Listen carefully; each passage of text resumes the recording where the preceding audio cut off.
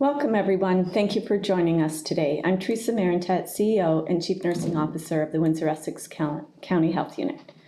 I will now report our current case counts. There are 209,148 confirmed cases of COVID-19 in Canada and 67,527 cases in Ontario. Chatham-Kent has 385 cases and Sarnia-Lambton has reported 366 cases. Michigan now has 152,862 cases, with 16,352 cases being in Detroit. Today, we are reporting one new case of COVID-19 in Windsor and Essex County. The case is a close contact of a confirmed case. We have had 2,781 cases since March.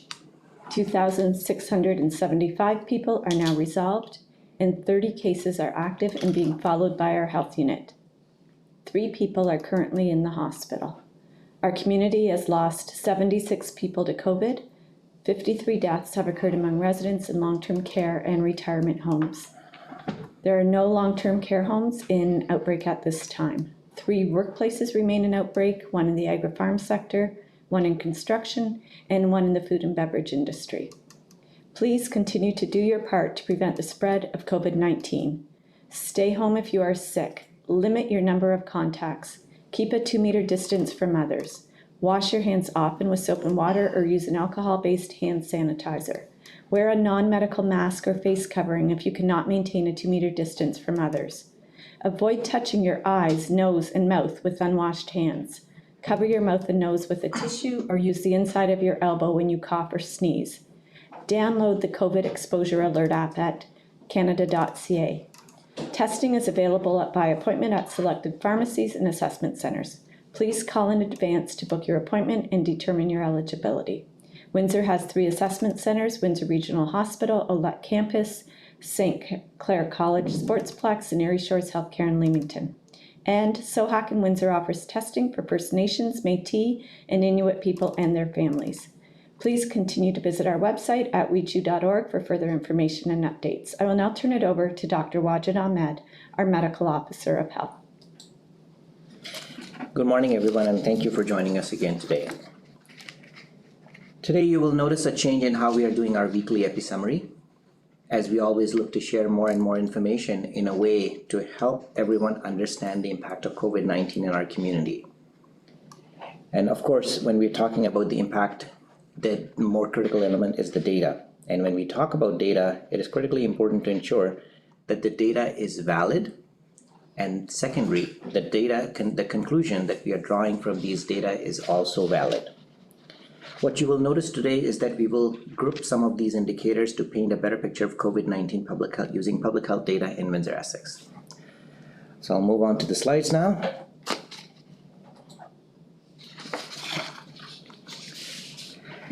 This is how we will group these COVID monitoring indicators to ensure that the various risks that are associated with pandemic is mitigated. We'll start off with virus spread and containment indicators, which will give us a better understanding of the local transmission, and we'll look deeper into the sub-indicators such as local cases, local outbreaks, status of all these cases, and what kind of risk it will have in our community. For example, if you have a larger proportion of cases as a result of community transmission, it can be more of a risk compared to a large proportion of cases due to close contacts. We'll talk about the health system capacity, which is pretty self-explanatory. We'll talk about public health capacity, which is also self-explanatory. And then we'll talk about the incidence tracking capacity, which will focus on the ability to identify new cases in our community. In addition, we will include some of the other important statistics which would be relevant for our community and interest for our community. So these indicators, what we are presenting today, aligns with the provincial framework for reopening in province indicators, and the goal of these indicators are to help us to monitor local COVID activity, support our local decision-making due to public health measures currently in place. One thing to note is that these data definitions are subject to change as the pandemic evolves, and it also takes into our incorporate our understanding of the data, looking into our local issues, and then as we do our weekly snapshots, it helps us to better understand what the local contacts.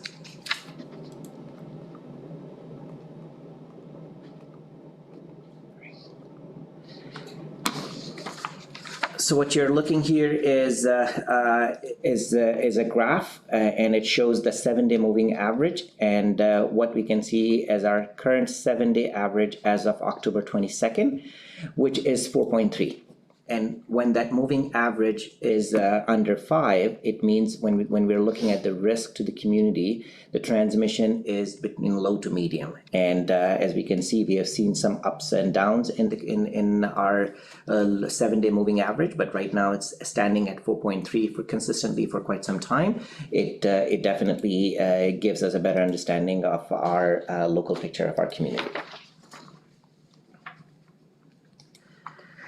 This is a new graph that you're looking at, and but the data you have already seen. It shows the percentage of cases that we see as a result of community transmission.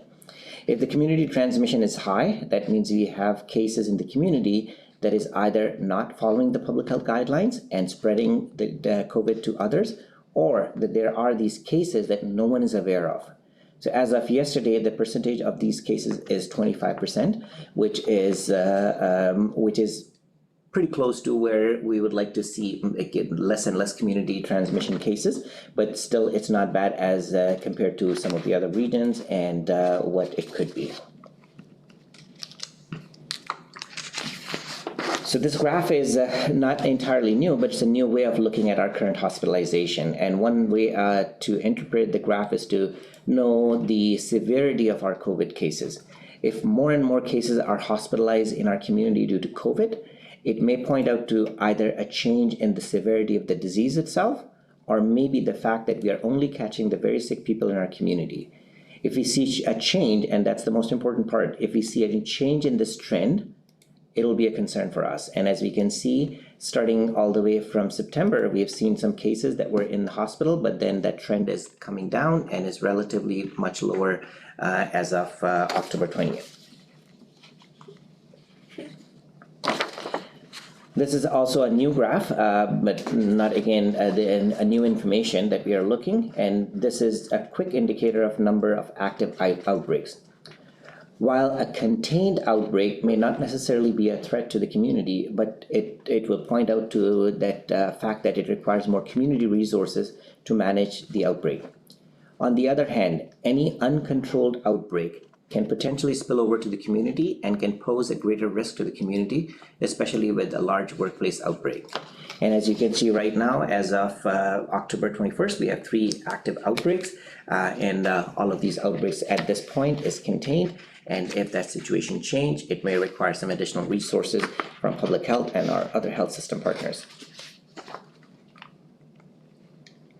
So you are all familiar with this particular graph. It shows the effective median reproduction rate for our region. And as we can see, we have seen some good ups and downs in that number because it's an indicator of the viral activity. As of October 21st, our effective R0 is 0.97, and which is still below 1. And anything that's below 1, that means the disease activity in the community is not resulting in as many cases, and show a declining trend of viral activity in the community. But as we know, that it fluctuates quite frequently, and it can easily go up and can lead to further transmission. So the next section is the health system capacity. And this slide, this particular slide depicts our acute care bed capacity and where we live within the 90% threshold. While the ideal is to keep that capacity at 80%, but knowing that the hospital systems are now also doing many of these elective surgeries, and this is not a reflection of COVID-related hospitalization. This is an overall acute care bed capacity. So we are approaching to 90% of the capacity at the hospital system, which is something that we'll have to be mindful of, especially if there's any surge in cases we see in community, either related to COVID or with anything else.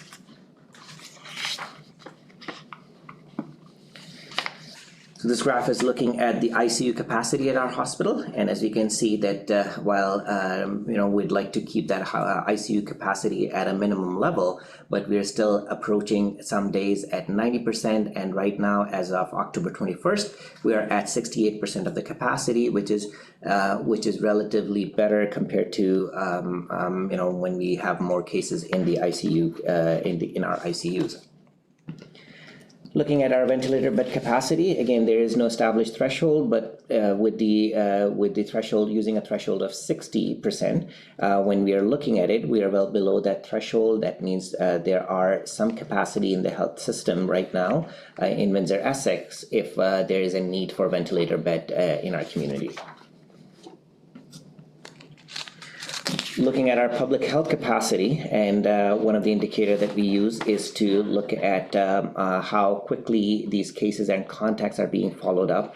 And as we can see that most of these cases that are reported to public health between October 12th and October 18th, majority of them are contacted within 24 hours. And those who are not contacted within 24 hours, it's not a reflection on the inability for public health to reach out to them, but it's more of an inability or a lack of contact with these individuals when we reach out to them and we leave a message. If we can't get hold of them, sometimes the number is incorrect, and that causes a delay, but 100% of our cases generally are contacted within 24 hours of reported to us. And similarly, all the high-risk contacts that we work with, they are all contacted within 24 hours and maximum up to 48 hours throughout this pandemic.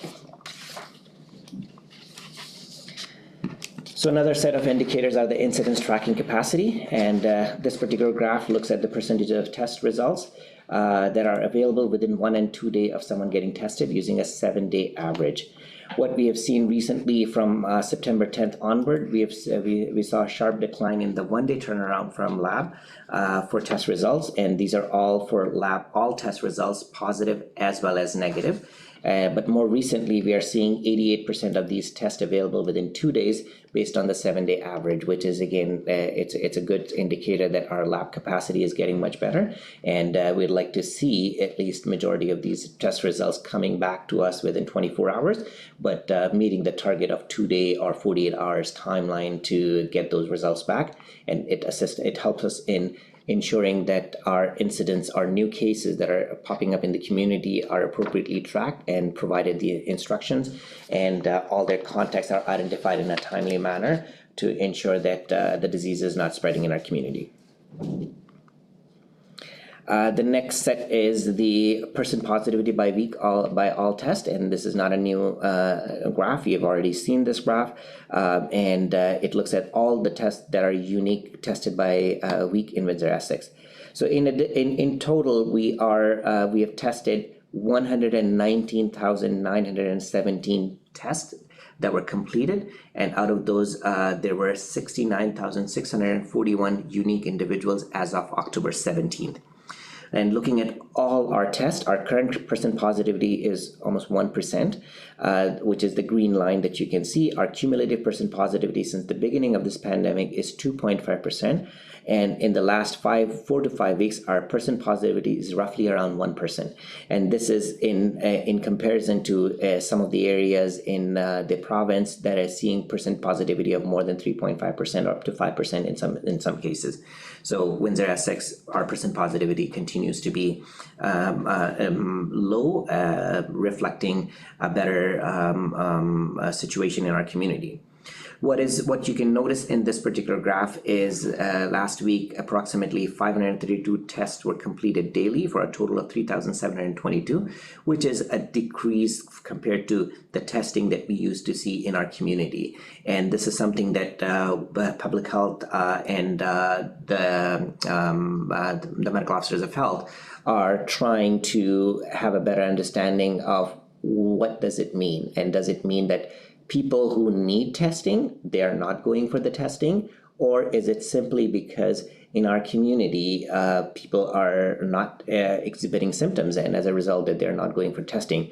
So some of those things that we definitely want to stay on top of to make sure that we are not missing any of these cases. There are a number of changes that happen in the lab system and how individuals can get tested. So hoping that in the next couple of weeks, we will have a better handle on the situation and know exactly what's happening. And we'd be working closely with our health system partners to make sure that we are meeting the needs of the community, what the community is need.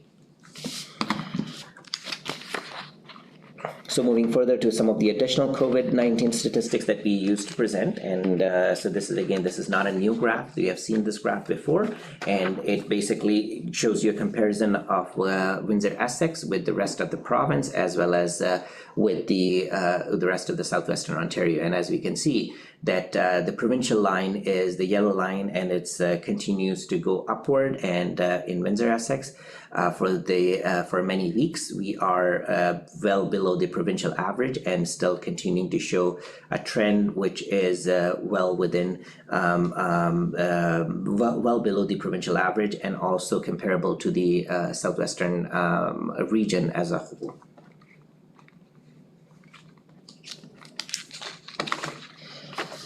So this graph looks at the school absenteeism data that is reported to the health unit, and when a school reports 10% or greater absenteeism, it is reported to public health. In recent days, we have seen a number of schools in Windsor-Essex reported absenteeism, but right now, as we can see, that the trend is going downwards. Now we have a better data tracking system working with the ministry to access the school absenteeism data, and then we are able to report any changes or any trend in the absenteeism data from a school perspective, which would be helpful for our community to understand. And the other way to look at when we're talking about the community as a whole is to look at the school absenteeism data as well. So if there are children who are missing school, and if we know that some of them are symptomatic, and then it can point out to any other trend in the community. So far, school absenteeism data, if there are very few students who are missing school, that means that's a good sign, and it also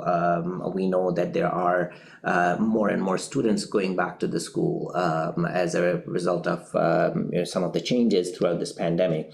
Something to be watchful of, and ensuring that when more students are there, all these measures, the control measures that are currently in place within the school system, they're continuing to be they continue to be in place and ensure the safety and well-being of our children in the school system. So this graph looks at the number of students and staff that have been tested for COVID at our assessment center, and since the beginning of the school, approximately 408 tests were completed among staff, student and staff, and as we can also see, similar to the absenteeism data, that the number is trending downwards, which is a good sign. That means we are not concerned, or there are not enough cases in the school school-age children and the school staff that are concerned about COVID-19 spread. So it's a good sign. Looking at the numbers going down, which is definitely a good indicator from an overall school safety perspective. So in summary, what we can say is COVID-19 monitoring indicators are generally in a better shape in Windsor-Essex, with the exception of few when we are looking at those spread and trying to have a better understanding of what's happening in those particular areas. The primary source of exposure in our community continues to be a close contact with a confirmed case. While it is good that it definitely gives us the ability to ensure that there are no cases that are out in the community and spreading it to others, but also it identifies the importance of ensuring that you should have a minimum number of close contacts that you're interacting with. And as we would like to see our community safely moving forward in this pandemic and keeping everything in our community as normal as possible, we want to make sure that all of these measures continue to be in place. As it's a good sign to see that the viral activity is not much in our community, but on the other hand, it is also very, very important to understand that it can change very quickly, and the only way we can do is to keep everyone safe, keep everything safe, keep our businesses, keep our economic activity intact by collaborating together as a business, ensuring that you have a business that is safe enough for people to come and do their business, do shopping, do eating, or anything that they're doing. And as an individual yourself, it's your responsibility too to make sure when you are attending to those businesses, you are following all those guidelines to ensure the safety and well-being of everyone, including yourself. What we are looking at the COVID-19 hospitalization and ICU occupancy, it is a good trend. Overall, our active case counts are good, but we do have some cases that requires hospitalization and ICU. And as Teresa probably reported today, that we do have some cases in the hospital system as a result of COVID. But overall, acute care occupancy, bed occupancy is high, which is, again, not necessarily because of COVID, but because of many of the other health needs that is happening in the community. Overall, ICU and ventilator capacity are within the expected threshold, but that's also something that we'd like to see that it stays in the stable range to respond to any critical cases that requires hospitalization and ICU support. Thank you. The conference is now unmuted. We'll now take questions from the media. Is there any from Blackburn? Not today, thank you. BBC? Yes, hi, Dr. Ahmed. I just wanted to ask you, as the rest of the province is obviously dealing with a second wave, it doesn't seem as though that's happening here in Windsor-Essex, and I'm just wondering why you think that is. So that's a good question, and it's a concern for us. It can change very quickly. What I can say is, in my understanding, our community has seen the worst. Our community has seen the cases, the surge that lasted longer than any other region in the province. And I would give credit to our community then that we recognize that the only way to move forward and to maintain some sanity in this time to follow all those public health measures. And I think now it's reflected as the number of cases and the COVID transmission activity in our community. So if more and more people are following many of these guidelines, we should not see any of these changes in these cases. And a lot of the effort that's been put forward through public health, through our health system partners, to make sure that some of these high-risk settings and workplaces, long-term care homes, they are all safe.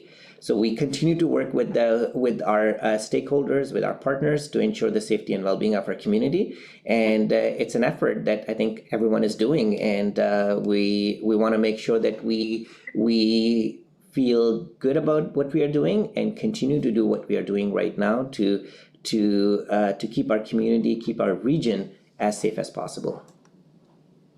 This is a follow-up. I'm wondering, are you still waiting on any kind of fallout from Thanksgiving long weekend, or has enough time passed that we're in the clear from that at this point? So what I can say is that while the incubation period could be up to 14 days, and during that 14 days, anyone can develop symptoms, and then if they develop any symptoms, they can go for testing, and then we could get the results back. But generally speaking, the median time for anyone to show symptoms is 4 to 5 days. So let's say if any activity happened on a Sunday or on a Monday last week, majority of them, or at least half of them, would have had symptoms by Friday or Saturday. And then if they were tested, as you noticed, I mentioned that we are getting the test results back in 1 to 2 days for most of the part. So we should have their results by Monday or Tuesday. We didn't see any great surge in the number of cases. So I would like to feel that people followed public health recommendations, and they kept themselves safe, and they also kept their loved ones safe. And that's the only way we can continue to enjoy many of these things that we are doing right now. And I don't necessarily think, given what I know today, is any worst outcome of Thanksgiving weekend that just recently passed. Okay, thank you. Any questions from AM 800? Dr. Ahmed, I'm just wondering about the last call and restaurants shutting down early. Do you think that's made a difference as well here in Windsor-Essex? Well, I think everything makes some kind of a difference there. And I think as much as we like to work with the businesses, we definitely do not want to penalize someone who is following all those measures and doing their best to ensure the safety and well-being of everyone. But I do feel that it is the responsibility of the businesses too. If as a business, if I am not following what those COVID measures are, it is not only putting my business at risk, but it's also putting the entire community at risk and entire sector at risk. So if there are 2 or 3 restaurants, for example, I apologize, I'm taking the name of restaurants, but it's an easy example, and it's not pointing out to any particular restaurant. But let's say if the restaurants are not doing what they should, they are if it's not safe, it will have 2 impacts. One is people will not come to those restaurants or eat out at all, because then they will see that as a reflection that if I am going out, I'm putting myself at risk. Why bother? And it will result negatively in the entire sector, and it will have an impact on them. It won't have an impact because of public health did something or public health are doing something. It's an impact because of their action. So I think it is important that all the businesses in our community, they need to understand that they have to follow all those measures for the safety and well-being of for themselves, for the community, and for their entire sector. Sometimes when we are issuing these charges or taking action, it is to make sure that people take it seriously, that it is not something that is light. There's a health risk out there, and if as a result of any lapse in any of these controlled measures, if there is a spread happening, that is a risk to the community. So we have to take action. We have to work with the community. We have to do some education, but we also have to be very clear that what we can work with, what we cannot work with, and repeated violations are something that I think it clearly shows that some of these measures are not being followed, and it does require the next level of enforcement. I guess switching gears, there is another rally scheduled for Sunday. I just want to get your thoughts. Do you want to say anything to those that are holding this rally? No, I won't say anything to those, because I think if those people have any sense in them, they will probably know what they're dealing with. But I will definitely speak to the rest of the people who are looking at these events. All I can tell you is, it's events like these. That's what puts everyone at risk. Any false sense of impression that anyone is getting that none of these measures or COVID measures are not shouldn't be in place, the mask doesn't work, blah blah blah. People can make decisions on for their own, but if you are creating that culture and impression in the community, it goes beyond you. And then when more and more people are buying into that philosophy, it increases the risk to the community. And as much as, I try to be respectful of everyone's opinion, but some of those comments are totally absurd. They are lying, they are misquoting any of those information, and they do not have any ability to understand anything, but they pretend that they know something that nobody else knows, and they are probably the smartest people in the world because they do not understand or they do not listen to an expert or a public health professional who has got training, who has got all those experience, the entire organization with the expertise that is out there, and they think, oh, I know more than them, but I never even went to any university or any school, but I read something on the Facebook, or I heard someone say that. It's just nonsense, and I really worry about these people, that how these individuals continue to share and but these type of messages and continue to propagate some of these messages, and that they're doing a complete disservice to the entire community by causing any kind of confusion or chaos. And those confusion and chaos results in people not following those public health measures, and those measures then are not following those measures results in what we see or what we are seeing right now in US, what we are seeing right now in some of the other areas, countries, when people are not listening to these measures. I want to say a lot, but I'll just stop here. And I hope that people will be smart enough to know what is happening. And when people are claiming that they are smart and they know what they are doing, I think it's just, you can see the difference. Teresa, just on the rally itself, they are starting at the foot of Olette, and they plan to walk to your building at the corner of Olette and Erie. Obviously, it's a Sunday. Will the health unit have to add extra security around its building? Well, our health unit continues to work 7 days a week, but we are having people work remotely, so no one will actually be in the building working on Sunday. And so we will not physically be here. Okay, thank you. Any questions from Windsor-Essex? None, thank you. Any further questions from Blackburn? No, thanks. CBC? No, thank you. AM 800? No, thank you. And Windsor Star? No, thank you. Thank you.